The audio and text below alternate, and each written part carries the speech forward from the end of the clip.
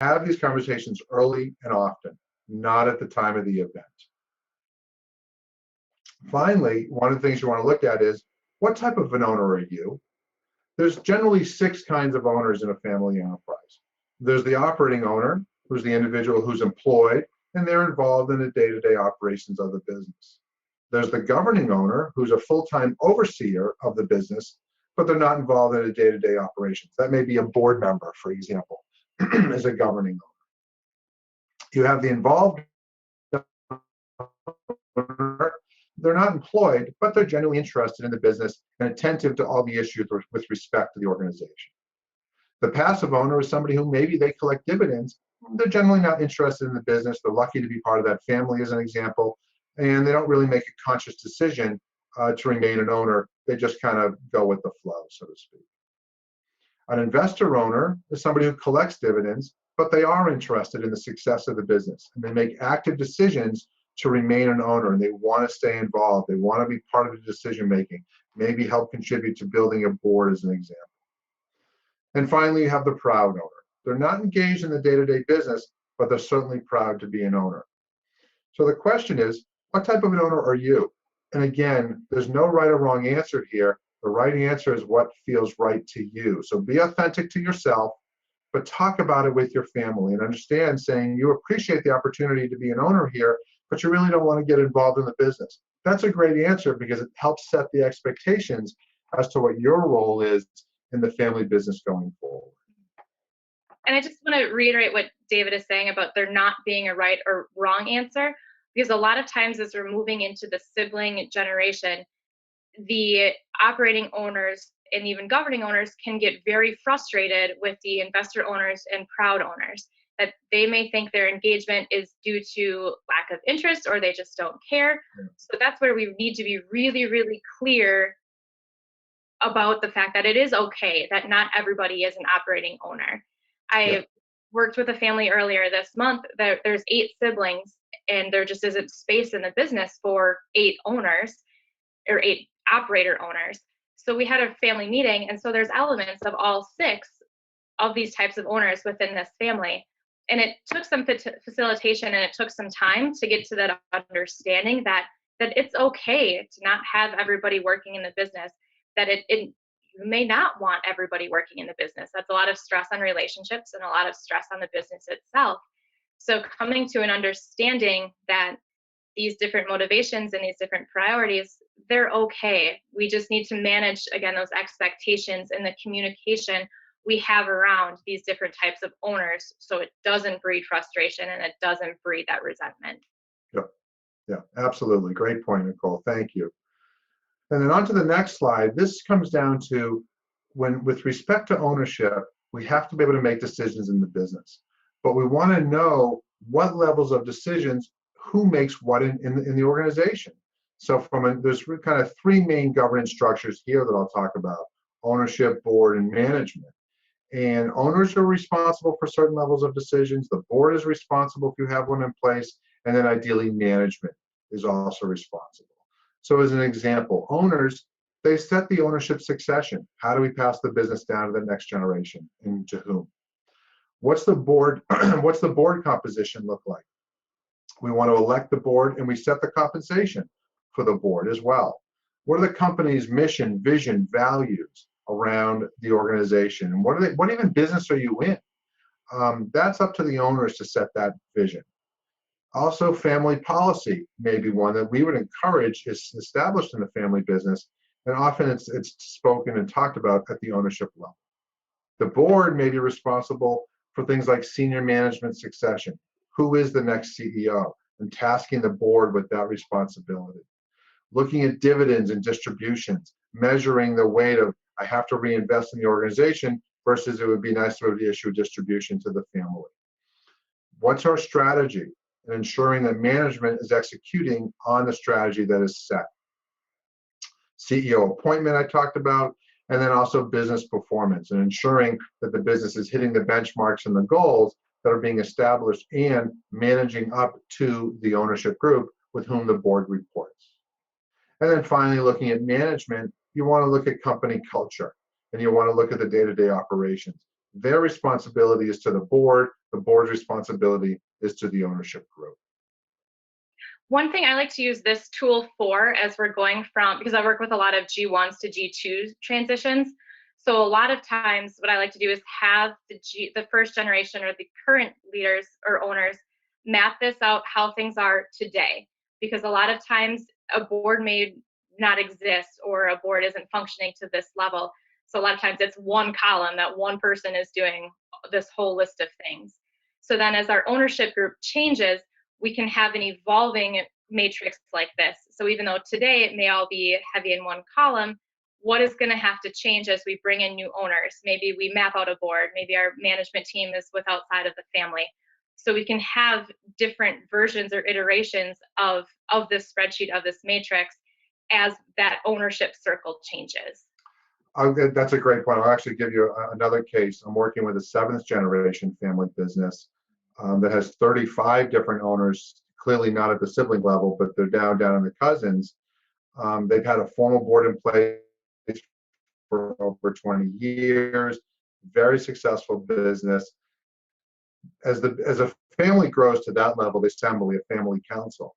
So what we did is we took this and we put it on steroids, basically, and created, I don't know, I think there's got to be 35 or 40 line items. And we have family assembly, family council, owners, board, and management across the top, and who makes what decisions at all of those levels. This is a generation business has been wildly successful back and so it's a constant evolving. Family businesses are a constant evolving piece. It's never set in stone. Yep. Yeah, absolutely. I think that's true of all the tools that we've given today, that this isn't a one-time deal. Yep. Save in a spreadsheet, throw it in a drawer. This will change as your business changes. Yeah, no question. A very, very valuable tool. So to wrap it up, how do we bring it all together? You know, you've taken an hour out of your time today. You're all busy individuals. If you don't do something with it, then maybe you've left something on the table. And we don't want that to happen. We want you to do something with the information you're learning today. So with respect to roles and lead path to success, you've got to be able to start these conversations early. They take time and they take commitment. So first off, assess your state of your family. What's going on around roles and responsibilities, around leadership, around ownership? How are we doing here? Are we talking to each other? Aren't we? Are we kind of pushing it under the rug? Are we burying it? Is it the elephant that's in the boardroom? What are we doing around these 3 key conversations with respect to siblings and the overall family business? So number 1, assess your current state. Number 2, prioritize based on your assessment. Prioritize the key conversations. Depending on where you are in the evolution of a family business, right now you really may be very much focused on the roles and responsibilities of the incoming generation. Or you may be at that point, maybe that's been done a few years ago, and now you're focusing on how do we pass leadership or ultimately ownership. But prioritize the different conversations and then start to have them. And finally, what's going to come out of that will be a plan. Nicole referred to creating a chart, creating a timeline. We've created Gantt charts for families to really say, hey, listen, by September it's going to be this, by November it's going to be this, by 2020 it's this, by 2021 it's that. Map it out and really build a plan, because it will help you put it on paper, contextualize it, and then hold yourself and your family. You start to hold yourselves accountable as to start to put a plan in place in terms of having these different conversations. You do those things, you'll be golden. Ideally, one of the things that we've found to be helpful is to have somebody to help you facilitate those conversations. And sometimes bringing a third party in kind of reduces the biased opinions, and they can help facilitate a process. That can be a real strong advantage for a family business. With a facilitator or without, the bottom line is you've got to assess, prioritize, and build a plan. Mm-hmm. So with that, Nicole and I would love to open it up to some Q&A and hear from you all. All right, thank you, David and Nicole. I think what I come away from this discussion with is, if I'm a member of a sibling team, there's some new frames for me to think about my involvement and what type of owner I might be and what my role is. And they're great questions to ask. So this is really helpful. Thank you for going through the discussion. I see some questions coming in, which is wonderful. Please, I think the discussion up to this point has been sort of broad and conceptual, but this is our opportunity to talk about what's going on in your families and what's top of mind for you. So please enter those questions into the chat pod. We'll get to those in just a moment. While those are bubbling in, a couple of additional resources we want to make sure that y'all are familiar with. We do have a program coming up this fall, October 17th and 18th here in Chicago, called the Family Governance Forum. We've been doing this for a few years now. It gets wonderful reviews, and it's really for people who are in families who are doing work on family cohesion and education and want to figure out how to make those efforts more productive, how to move them along faster, how to achieve the goals that you've set. So if you're interested in something like that, it's an opportunity to be with other family members and talk about their experiences as well as your own. You can check out the website. There will be some information in your materials about that as well. Also on our website, we have a huge library of articles on family business things of all kinds. The search box at the top corner will take you to pretty much any keyword you can imagine that relates to family business. We also have a selection of books that speak to these topics. Featured here on the screen is Family Business Succession, Your Roadmap to Continuity. There's also a book on siblings in the family business, which is great to talk about the sibling dynamic. Both are really valuable resources. And there's a collection of additional webinars, our past webinars that have been available. You can still sign up for those and access the recordings, and they're on there based on topics. So you can find things that would be interesting to you. So we're going to spend the rest of our time together on questions, and I will start pulling those from the queue. Again, feel free to pop more in if you have things that are on your mind. So the first question that I have here is from Lori. In a sibling partnership where it's decided that a non-family member will be the CEO, what are some ways that the ownership structure or hierarchy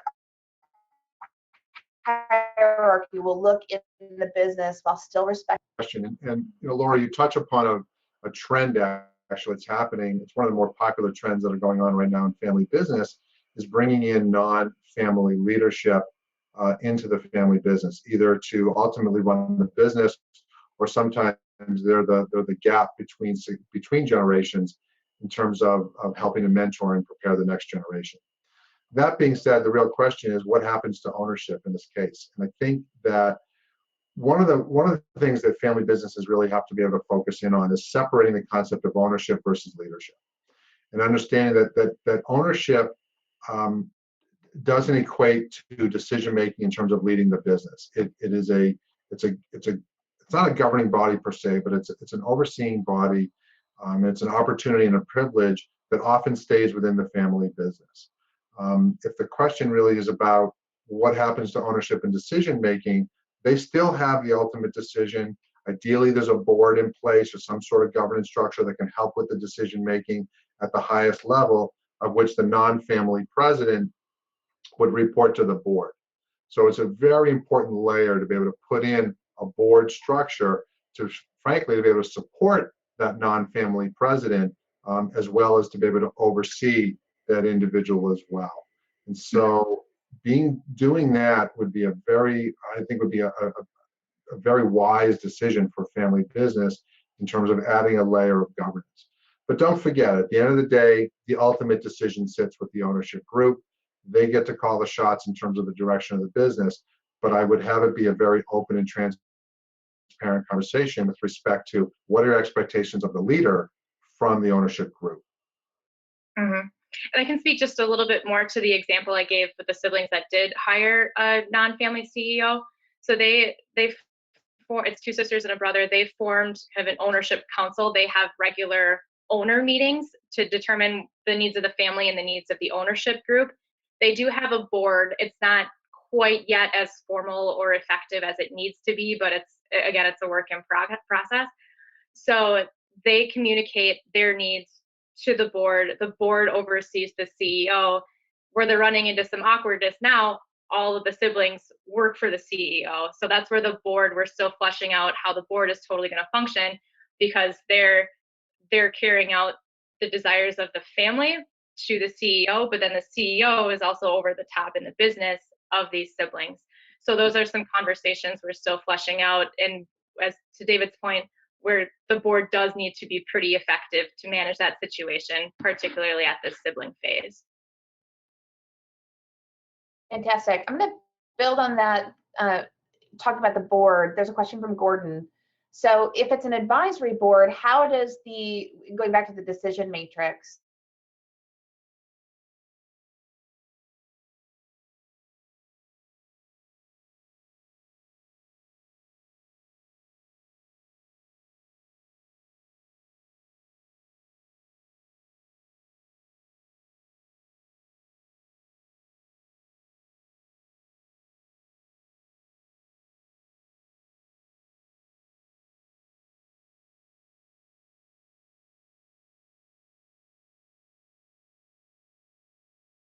on the CEO in terms of how he or she is running the business.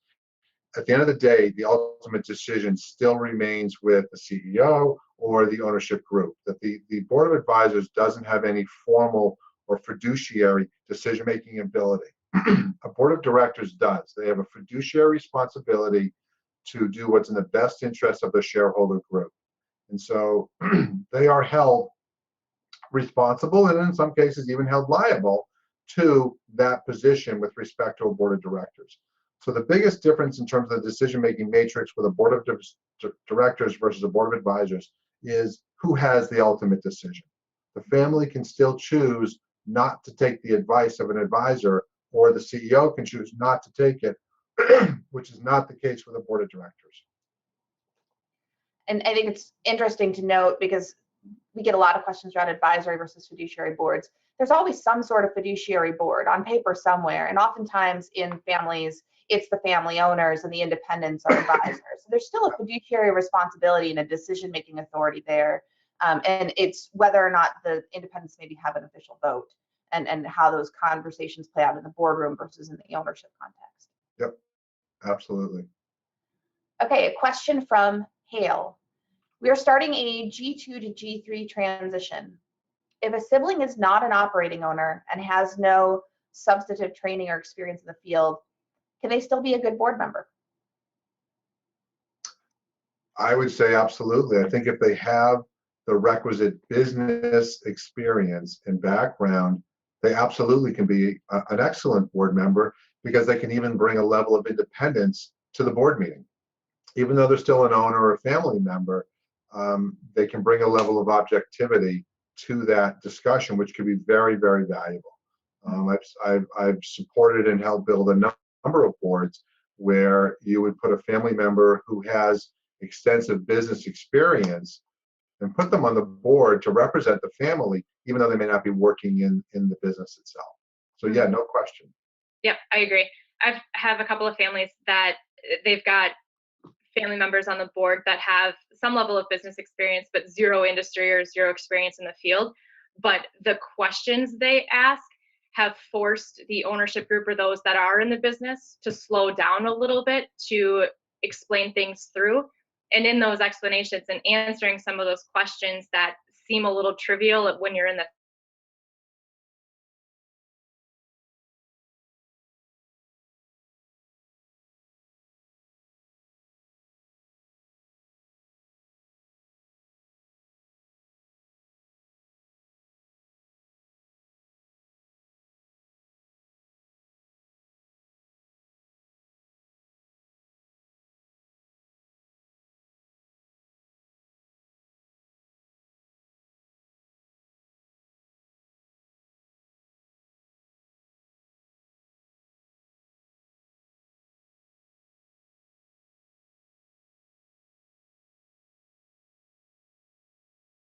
Of the board, and if so, go for it.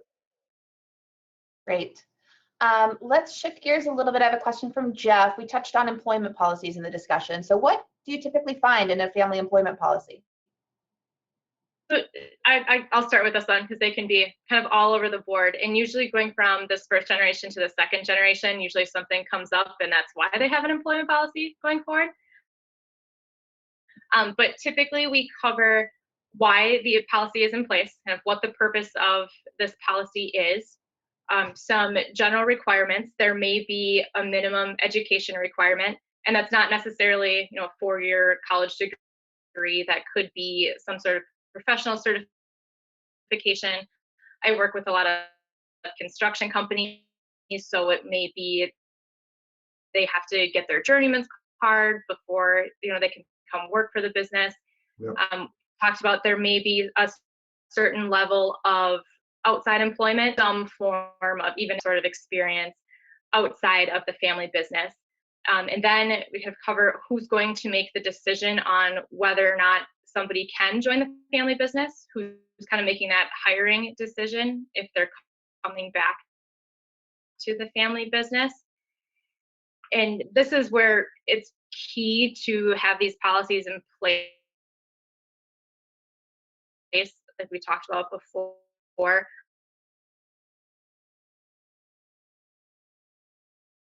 Before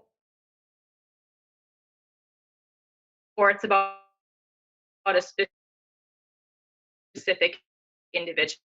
This is where it gets really hairy in family businesses if all of a sudden you're trying to prevent your younger brother from coming accountable to this policy.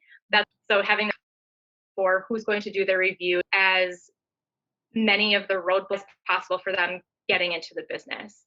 And then I like for every agreement I put together for somebody that they're coming into business together, we also want an out. So what is going to happen if they do want to leave employment